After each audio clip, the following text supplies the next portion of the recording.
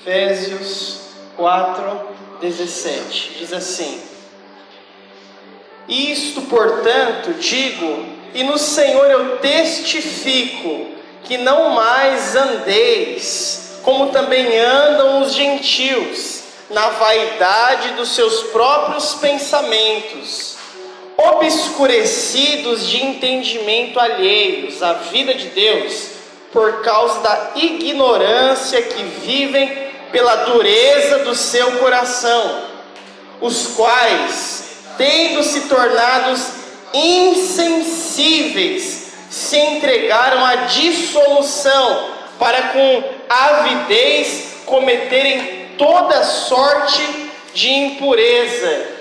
Não foi assim que aprendestes a Cristo, se é que de fato o tendes ouvido e nele fostes instruídos segundo a verdade em Jesus, no sentido de que, quanto ao trato passado, vos despojeis do velho homem que se corrompe das concupiscências do engano, e não vos renoveis do Espírito no vosso entendimento.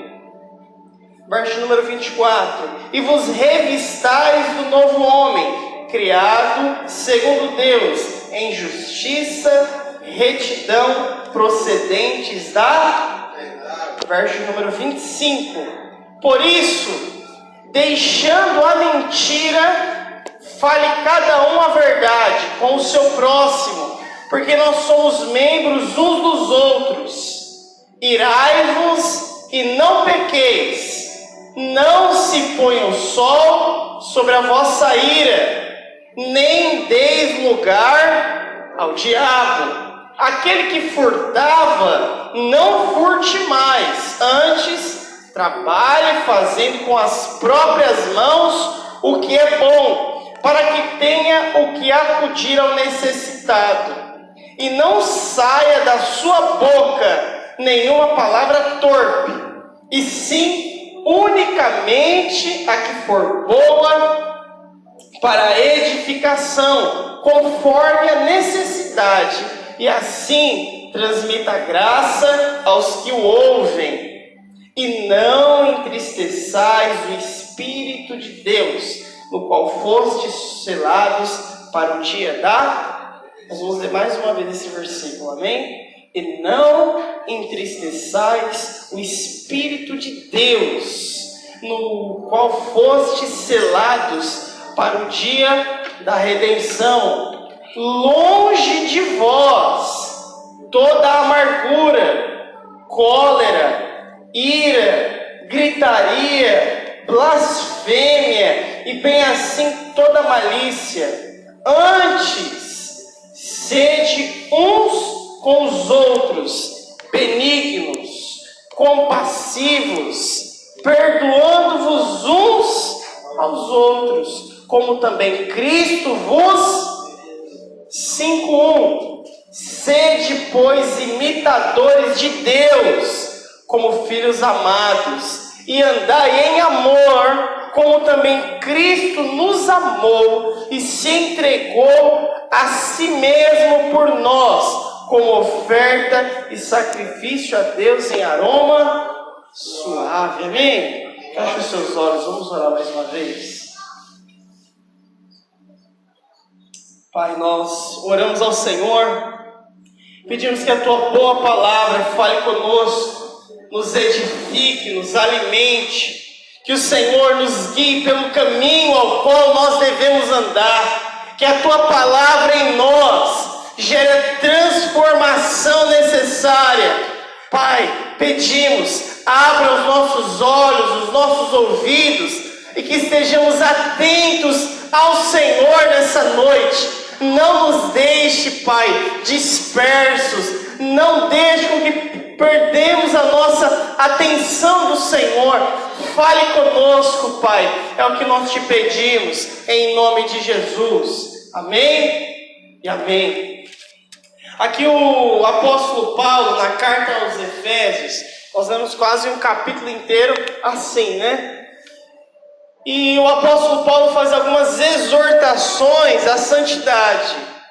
Ele diz daqueles que se entregaram ao pecado e se tornaram insensíveis a Deus. Ele diz que nós não devíamos mentir, não devia deixar com que a ira tomasse conta de nós, que nós não devemos dar lugar ao diabo, que nós não devemos entristecer o Espírito Santo de Deus, no qual nós fomos selados para o dia da redenção. Nós, nesses dias, temos falado a respeito de paixão, de fogo, de glória, porque o nosso desejo é ter mais da paixão de Deus, é ter mais fome, é ter mais desejo pela glória de Deus. Tanto que no domingo nós falamos a respeito da vida de Moisés e da intimidade que ele tem com o Senhor. Agora, não há intimidade se você vive uma vida fora da santidade de Deus. A santidade de Deus é uma convocação para todos nós. Quando nós ouvimos assim, irmãos, fulano quer ser um santinho, você está elogiando ele ou você não está elogiando ele? Está querendo zombar dele, né? Não elogiar. Mas ser santo, hoje para nós, soa mais como algo ruim do que como algo bom. Fulano quer ser o certo, fulano quer ser santo. É mais ou menos isso mesmo. Porque ser santo e buscar a santidade é para todos nós. Nós devemos buscar isso. Nós, irmãos, já somos santos. Bom, tem uns 2, 3 aí. Olha para quem está do seu lado, dessa pessoa que é santa. Misericórdia. Você fala, pastor, você não sabe quem está do meu lado, não, eu conheço. Quem diz, irmãos, que nós somos santos é o Senhor que nos santificou, amém? Então nós somos santos porque Ele nos santificou. Quando Ele escreve a carta aos santos, isso significa que é a nós. O que acontece, irmãos, é que nós devemos buscar essa vida de santidade. Porque o Espírito Santo de Deus, quando nós recebemos Cristo em nosso coração, Ele passa a habitar em nós. João capítulo 14, o Senhor diz assim: eu enviarei a vocês o Consolador. Ele estará com vocês e em vocês. O Espírito Santo de Deus não é aquele que somente anda ao nosso lado, mas aquele que está em nós. Pensa, irmão, o Espírito Santo de Deus vê tudo que você faz. Ele está com você quando você faz tudo que você faz. Ele vê tudo que você vê. Ele está em você. Aleluia. E quando, irmãos, o apóstolo Paulo aqui em Efésios nos exorta: não entristeçais o Espírito Santo de Deus, no qual foste selado para o dia da redenção. Nós, irmãos, devemos buscar essa vida de santidade. O Espírito Santo é aquele que habita em nós. Deus habita em nós, irmãos. Deus habita em nós. Ele está conosco, vivendo em nós. Ele muda de endereço e passa a morar em você, estar com você. Quando, irmãos, nós falamos a respeito do Espírito Santo de Deus, que é uma das pessoas da Trindade, você tem que saber que o Espírito Santo, ele não é uma força, ele não é um sentimento, mas ele é uma pessoa. Ele é a terceira pessoa da Trindade. Ele não é o menor da Trindade, ele não é o maior da Trindade, ele é da Trindade. E esse é aquele que está em você, aquele que vive em você. Ele usa, o Espírito Santo tem intelecto, e nesse texto na qual nós lemos fala do sentimento do Espírito Santo, que muitas vezes ele é entristecido por aquilo que fazemos. Porque antes de nós lermos: não entristeçais o Espírito Santo de Deus, no qual foste selados para o dia da redenção, ele cita algumas coisas da qual nós não deveríamos fazer. Ele cita que nós não deveríamos mentir, que nós não deveríamos nos irar mentirá, que nós não deveríamos dar lugar ao diabo, que nós não deveríamos furtar ninguém, que nós não deveríamos falar palavras torpes, porque isso entristece o Espírito Santo de Deus. E hoje é basicamente isso que eu quero falar.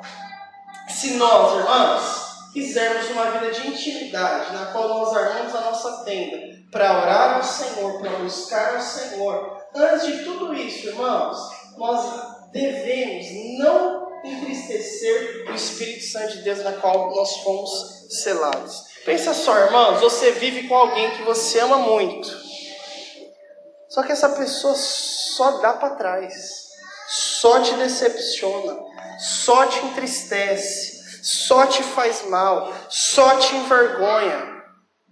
É algo comum dentro de um relacionamento, sim ou não? Não deve ser, ou pelo menos não deveria ser. Por que a gente acha que o Espírito Santo de Deus é diferente? E com o Espírito Santo de Deus, às vezes nós não vemos, e às vezes nós paramos de sentir a Ele por causa do quê? Do próprio pecado. Leia comigo novamente, nós lemos o versículo de número 19, ele diz assim: os quais, tendo se tornado insensíveis, se entregaram à dissolução, para com avidez cometer toda sorte de impureza. Olha aqui para mim. O pecado, irmãos, na Bíblia, no Novo Testamento, ele é mostrado como a lepra, aquilo que nós pegamos e vai espalhando para todo o corpo e nos tornando insensíveis. O Espírito Santo de Deus, aquele que habita em nós, aquele que está conosco, que vive em nós, nós não podemos nos tornar insensíveis ao Espírito Santo de Deus. Sabe, irmão, olha aqui, às vezes nós estamos lá vivendo nossa vida servindo a Deus e erramos, nos arrependemos, mas quando nós não nos arrependemos e vamos vivendo aquela vida, o Espírito Santo de Deus começa a se tornar insensíveis para nós. Não consigo mais sentir a presença de Deus como eu deveria. Não consigo mais sentir o poder de Deus. Não consigo mais sentir essa paixão. Mas por quê? O que é que acontece? Eu estou insensível. A gente tem que viver que não entristece o Espírito Santo de Deus. E como eu devo fazer isso? Primeiro, falar a verdade. Irmão, por que alguém mente? Tem gente que mente por puro prazer. Tem gente que é doente. E geralmente essas pessoas que mentem por prazer é gente doida. Resumindo, é gente lunática, gosta de mentir. Inventa história. E ela é isso, ela é aquilo, ela já fez aquilo. Geralmente não são pessoas normais mentalmente. Mas por que uma pessoa normal mente? Geralmente a gente mente para nos proteger. Proteger a nossa imagem, proteger o que as pessoas pensam a nosso respeito. Nós mentimos para não chatear pessoas. Nós não mentimos para pessoas não se chatear conosco. Então a mentira é sempre para proteger algo de errado que nós estamos fazendo. E nós queremos proteger o que quando nós estamos mentindo? Só a nossa cara. Nós queremos proteger só o nosso status, só a nossa própria vida. Mas a palavra de Deus diz que o Senhor, Ele é a verdade. A palavra é a verdade. Ele é a verdade. Jesus, irmãos, olha aqui, não compactua com a mentira, nunca. Ele não vai querer que você minta. Falar a verdade, às vezes, é difícil. Sim ou não? Eita. mas ele é o melhor caminho. Porque quando a gente mente, o que a gente precisa fazer depois? A gente precisa de uma outra mentira para sustentar a primeira mentira. Lá vão duas. E o tempo vai passando. E quando aquela pessoa descobre, você com a cara mais lavada, coloca uma outra mentira para cobrir essas mentiras que ela descobriu. E o que isso vira? Vira uma bola de neve. Você deixa de ser você para viver num outro mundo. E o apóstolo Paulo faz uma advertência, deixando a mentira, fale cada um a verdade. A verdade, irmãos, ela vai doer. Talvez a pessoa que vai ouvir, mas a verdade, ela é libertadora. Quando você carrega uma mentira com você, quando você vive uma mentira, você tem que carregar esse peso sobre você, esse fardo sobre você, você não vai aguentar. Por isso que mais à frente ele diz, não deis lugar ao diabo. Como, irmão? Eu vou viver uma vida em que eu clamo por mais paixão, por mais fogo, por mais glória, se a minha vida é falar a mentira, é contar todo dia uma mentira para sustentar 50 outras mentiras. E quando descobre, vira aquela bola de neve, e você fala, eu não sei porque tudo isso aconteceu. Porque você não teve culhões, não teve coragem para resolver quando deveria ser resolvido. Por isso, o apóstolo Paulo diz assim, deixando a mentira, cada um fale a verdade com o seu próximo, porque somos membros uns dos outros, somos membros do mesmo corpo. A melhor coisa é sentar, olhar no olho e falar a verdade. Sabe o que falta? Coragem. Fala assim, o que falta é coragem. Aí as pessoas pensam assim, irmãos, o que é a mentira? Além de querer a autopromoção ou a autoproteção. Mentira é aquela palavra dupla. Fala uma coisa, depois fala outra, já tem mentira. Mentira é quando você exagera. Mentira, olha aqui, irmão. Mentira é omissão. Sabe o que é omissão? Você sabe, ninguém te perguntou, então você não falou. Não menti, eu só não falei. Já viu essa conversa? Já? Eu não menti, eu só não falei. Isso é mentira. Porque o que é a mentira, irmãos? Mentira é a falta da verdade, em qualquer situação. Então, omissão já é uma falta de mentira, porque se você tem a verdade e esconde a verdade, você está mentindo também.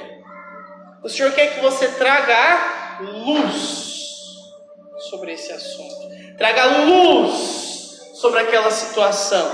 Se aquela situação está obscurecida na escuridão, eu estou calado, ninguém me perguntou, então eu não estou mentindo. Jesus é minha testemunha.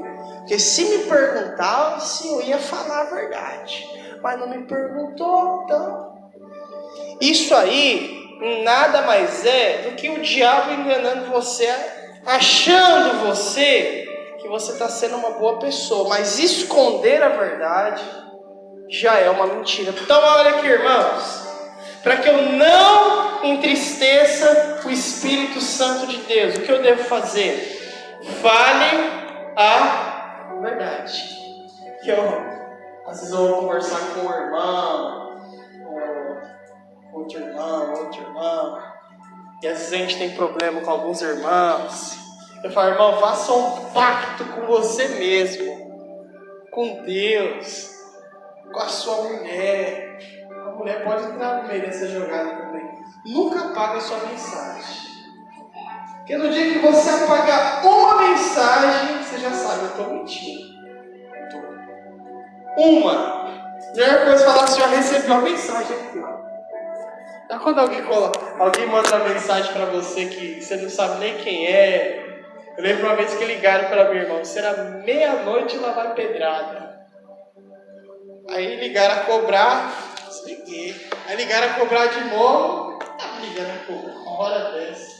Aí eu atendi, a mulher do meu lado, oi amor, tudo bem? Epa, eu acho que você ligou errado, viu? Mas, às vezes, irmãos, acontece que você recebe alguma coisa ou alguém te fala alguma coisa indevida. Você não teve nem culpa naquela hora. Mas se você apaga, omitindo o assunto, pronto, ali já é mentira. A coisa é deixar ali. Deixa lá e mostra. Aconteceu isso aqui, viu? Aconteceu. Porque a sinceridade, ela vai gerar transparência. Isso não só com você, mas com o próximo, aqueles que estão ao seu redor. Por isso, que para que você não entristeça o Espírito Santo de Deus, no qual você foi selado, a primeira coisa é, fale sempre a verdade. Fácil? Moleza? Tranquilo? Que Jesus nos ajude, irmãos. Uma outra coisa. Verso número 26, ele diz assim: irai-vos e não pequeis. Não se ponha o sol sobre a vossa ira. Irá sem pecar. Como, irmãos? Eu lembro a primeira vez, irmãos, que eu estava lendo a Bíblia, novo convertido. Eu comecei pelo Novo Testamento lendo Mateus. Perguntei meu líder assim, olha minhas perguntas. Jesus também pecava? Porque Jesus veio para a terra, porque Jesus era homem. Jesus pecava? Não. Jesus era 100% homem, mas ele era 100% Deus. Então Jesus não pecava, Jesus foi perfeito. E chega naquela parte que Jesus chega ao templo e o pessoal lá está vendendo as coisas e Jesus chega virando as mesas e dando chibatada em todo mundo. Eu falei, aqui ó. Se isso aqui não é pecado, me diz o que é então. Olha as ideias do novo convertido. Não, que conversa é essa? Ele pegou lá um chicote, meteu em todo mundo, virou a mesa. Irá sem pecado. Jesus estava muito indignado ali. Qual era a indignação de Jesus, irmãos? O templo, onde devia acontecer os sacrifícios para o Senhor, tinha virado casa para os cambistas. O que acontecia? O Adriano tinha que fazer um sacrifício no templo. Podia ser qualquer animal, irmãos. Tinha que ser um animal perfeito, de um ano. Não podia ter nenhuma mácula. Tinha que ser um animal bom. Para um animal ser bom, como que eu vou saber que o animal é bom? Criando, cuidando, analisando ele. Aí que eu fazia, poxa, eu tenho que viajar 30 quilômetros. Eu vou levar um animal daqui até vou nada. Essa preguiça que eu tô, não. Chegar lá eu compro uma pombinha lá e lá nós resolve. E o sacrifício ao Senhor passou a ser qualquer coisa. Isso gera indignação do Senhor. Às vezes, irmãos, nós nos indignamos também. Nos iramos quando as pessoas usam da igreja para qualquer coisa. Você não fica indignado quando você vê umas coisas na internet também, não? Fica ou não fica? Você não fica irado? Fica ou não fica? Se eu pegasse esse pastor na rua, dava uns bofetadas na cara dele. Não pode mentir. O que acontece, irmãos, é que o ficar nervoso, o ficar irado, não são pelas minhas coisas. Quando você fica irado, tô irado porque eu tô sem dinheiro. Tô irado porque gritaram comigo. Então não se ire não, irmãos. Não é esse tipo de ira que o Senhor está falando. Essa ira é pecado, sem dúvida. Agora, o irar sem pecar é aquela ira que não é uma ira, que eu não estou irado pelas minhas coisas. Não estou irado que alguém falou comigo. Não estou irado que quebraram algo meu. Eu estou irado pelo zelo da obra de Deus. Eu tenho zelo pelas coisas do Senhor. Você acha que eu não fico irado com alguns irmãos nessa igreja, não? Eu fico, irmão. Eu olho aquele irmão assim...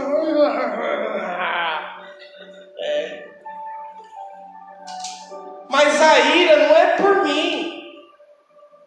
A ira pelas coisas do Senhor. Por desprezar o Senhor, as coisas de Deus. Isso ira, irmãos.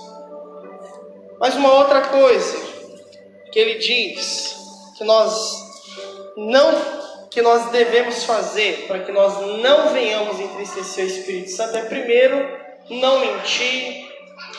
Uma outra coisa que nós também devemos fazer é irar sem pecar, como já acabei de falar, e outra é não dar lugar ao diabo. Essas coisas todas, irmãos, é dar brechas para o diabo. Irai-vos e não pequeis. Olha aqui, não se deixe que o sol se ponha sobre a sua ira. Sabe, irmão, quando a gente está lá muito nervoso, aí vai pro casal essa daí. Eu já dou virando para cada lado. Não faça isso não.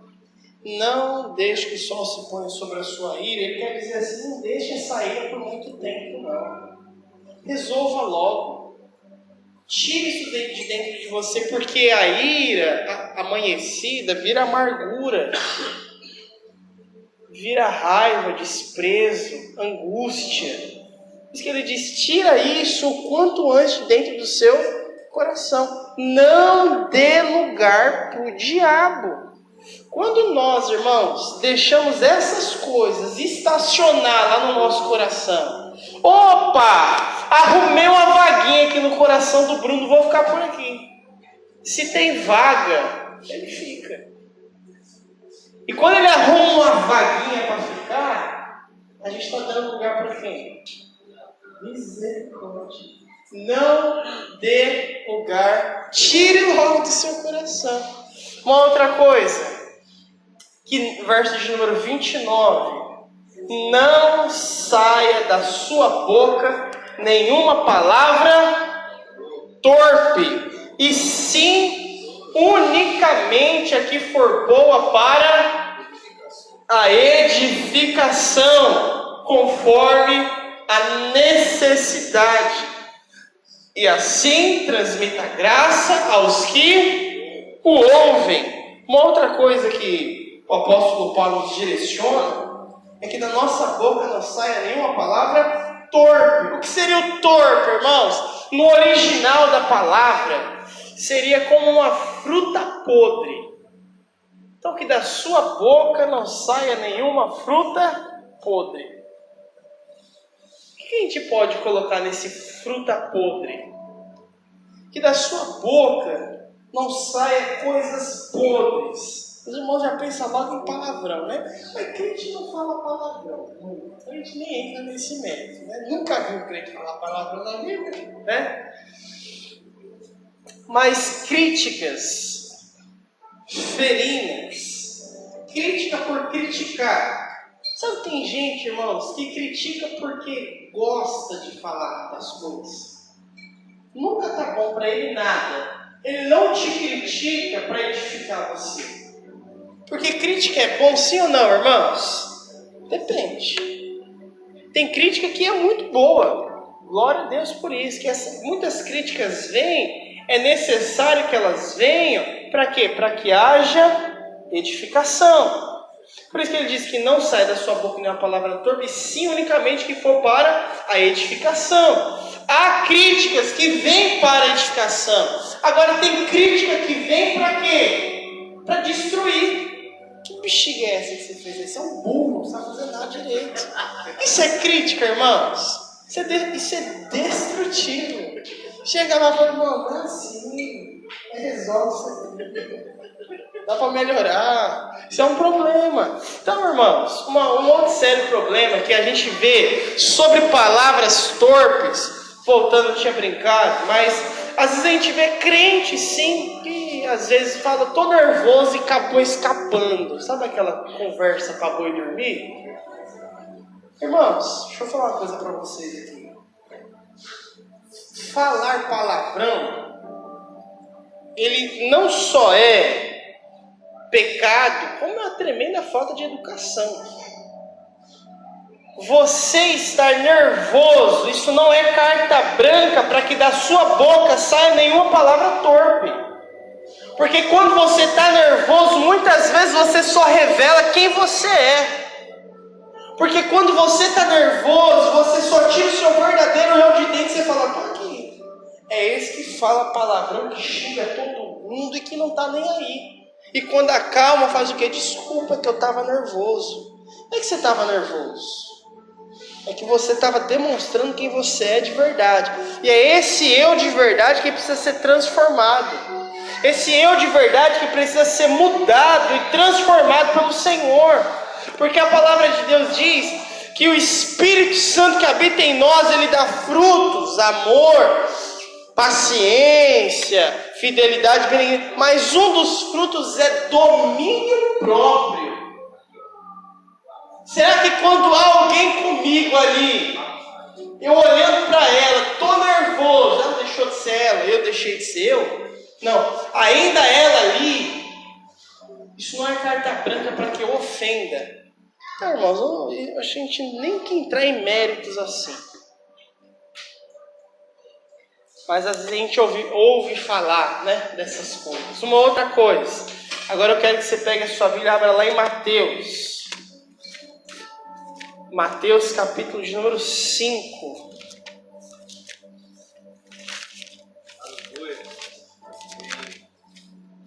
Verso de número 37.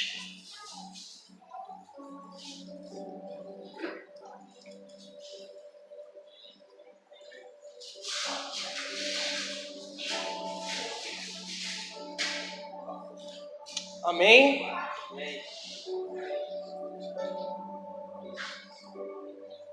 5:37 de Mateus.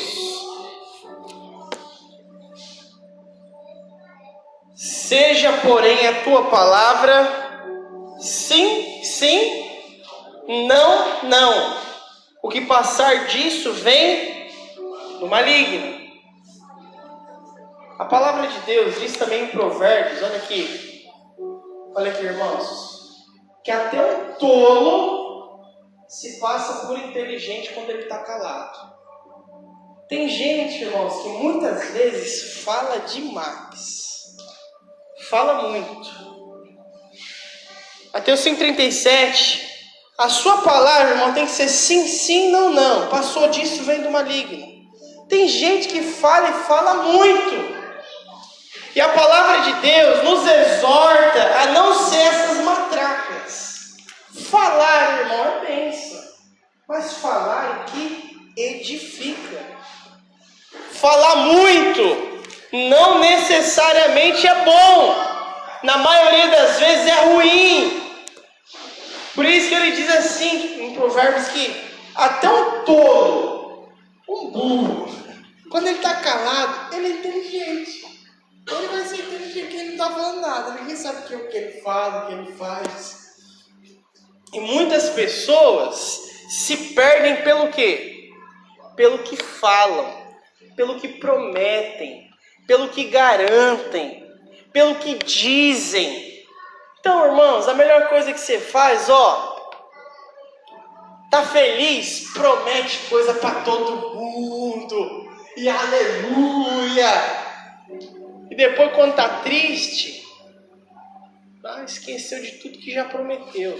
Por isso, irmão, que as suas palavras sejam sim, sim, não, não. Falou, faça. Não vou fazer, não vai fazer. Agora, cumpra aquilo que você disse que faria. É lógico que a gente não vai conseguir cumprir tudo que falou, por isso não prometa. Por isso não confirme nada com ninguém, que da sua boca não saia nada torpe, não saia nada podre, não saia nada errado daquilo que deveria sair. Muitas vezes, irmãos, se nós ficássemos mais calados, nós seríamos mais felizes. Estou dizendo que você seja mudo não, irmão, pelo amor de Deus. Mas num relacionamento às vezes isso ajuda. Quando a gente está lá junto com o nosso cônjuge, ele fala A, a gente não gostou do A, a gente quer falar o B, o C e o D. E ele não gostou, ele vai falar do E até o Z. Agora, se eu tivesse falado A, eu relevei, vou ficar calado nesse A aqui, porque se eu cumprir essa conversa aqui, vai dar problema. É melhor eu me calar. Essa multidão de palavras, irmãos, muitas vezes quem se prejudica é você. Por isso que na multidão de palavras, às vezes, é melhor que essas palavras não sejam as suas e você prefira manter o silêncio. Amém? Vamos ficar de pé, nós vamos orar em nome de Jesus.